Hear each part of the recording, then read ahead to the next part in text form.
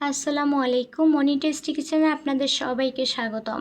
আজকে যে এই কালো জামের মিষ্টিটার রেসিপি আমি তৈরি করব, সবাই একভাবে তৈরি করে, আজকে আমি একটু ভিন্নভাবে তৈরি করব। মাত্র একটা ডিম দিয়ে কিভাবে আপনি এত সুন্দর করে কালো জাম তৈরি করবেন সেটাই আজকে দেখাবো। একটা ডিম আমি এখানে ফেটিয়ে নিয়েছি, তার মধ্যে আমি পর্যাপ্ত পরিমাণে চিনি দিয়েছি। যে যতটুকু মিষ্টি খেতে পছন্দ করেন সেই পরিমাণ, আমি মিষ্টি খেতে পছন্দ করি না তাই একটু হালকা দিয়েছি। এর মধ্যে আমি 1 কাপ পরিমাণ সুজি অ্যাড করে দিয়েছি এবং আমার মনে হচ্ছিল সুজিটা একটু কম হয়েছে, আরও একটু পর্যাপ্ত পরিমাণে সুজি আমি এখানে অ্যাড করে দিয়েছি। তারপর অল্প অল্প করে এখানে লিকুইড দুধ আমি অ্যাড করে দিয়েছি। আপনারা চাইলে এখানে গুঁড়ো দুধও ব্যবহার করতে পারেন। যার হাতের কাছে যেটা থাকে সেটাই দিয়ে এই মিষ্টিটা বানিয়ে নেওয়া যায়। এরপরে আমি এটাকে সুন্দরভাবে ম্যারিনেট করে নিব এবং বাকি দুধটাও এখানে আমি অ্যাড করে দিব। তারপরে এটাকে আমি সুন্দরভাবে মেখে সুন্দর একটা ডো তৈরি করে নেব। এই পর্যায়ে আমি কিন্তু এখানে হাফ চামচ বেকিং পাউডার অ্যাড করে দিয়েছি।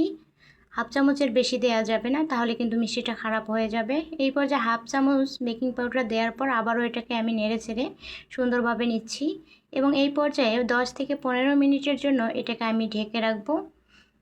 10 থেকে 15 মিনিট ঢেকে রাখার পর এই ডোটা কিন্তু অনেকটা শক্ত হয়ে যাবে। দেখুন কতটা সুন্দর হয়েছে, এই ডোটা শক্ত হয়েছে। অনেকে কি করে সেটা আমি বলছি। এই ডোটাকে চুলার মধ্যে দিয়ে দুধের মধ্যে গরম করে তারপর তৈরি করে। এই মিষ্টিটা আমার কাছে ভালো লাগে না, কারণ ভিতরটা একদম বিশ্রী লাগে, ময়দা ময়দা কেমন জানি একটা ফ্লেভার চলে আসে, যার কারণে আমি এভাবেই তৈরি করি এবং আমার মাকে দেখেছি এভাবে সবসময় আমাদেরকে বানিয়ে খাওয়াতে।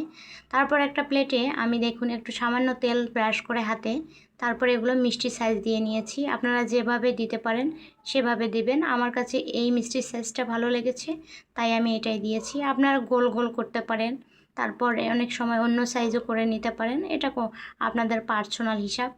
তারপর হচ্ছে আমি একটা চুলায় একটা কড়াই বসিয়ে সেখানে পর্যাপ্ত পরিমাণে তেল দিয়ে মিষ্টিগুলোকে ভাজতে দিয়েছি। এ পর্যায়ে আমি কিছুক্ষণ এগুলোকে লালচে করে লো হিটে ভেজে নিব, যাতে করে পুড়ে না যায়, কিন্তু ভিতরটা অনেক সুন্দর হবে, ক্রিস্পি হবে একদম। এই পর্যায়ে কিন্তু মিষ্টিগুলো খাওয়া যায়, কিন্তু আমি এটাকে এ পর্যায়ে খাবো না, একটু শিরার মধ্যে ডুবিয়ে দেব।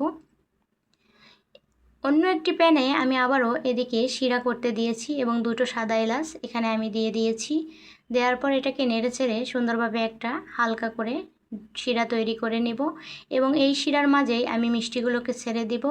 এই মিষ্টিগুলোকে যদি আপনারা সারা রাত ভিজিয়ে রাখতে পারেন, একদম রসালো এবং একদম নরম হয়ে যাবে, কিন্তু আমি ভিডিও করার স্বার্থে এটাকে আমি কিছুক্ষণ ঢেকে রাখার পর তারপর তুলে পরিবেশন করে আপনাদের দেখিয়েছি। তবে সবাইকে বলবো, সবাই এই মিষ্টিগুলোকে সারা রাত ভিজিয়ে রেখে সকালে পরিবেশন করবেন। এই পর্যায়ে আমি ডেকোরেশনের জন্য কিছু গুঁড়া দুধ হালকা উপরে ছিটিয়ে দিয়েছি, যাতে করে দেখতে সুন্দর লাগে। ভিডিওটি কেমন হয়েছে অবশ্যই একটু জানাবেন আমাকে। আর এই বোনটাকে ভালো লাগলে সবাই চ্যানেলটিকে সাবস্ক্রাইব করে দিয়ে সঙ্গেই থাকবেন। ধন্যবাদ সবাইকে।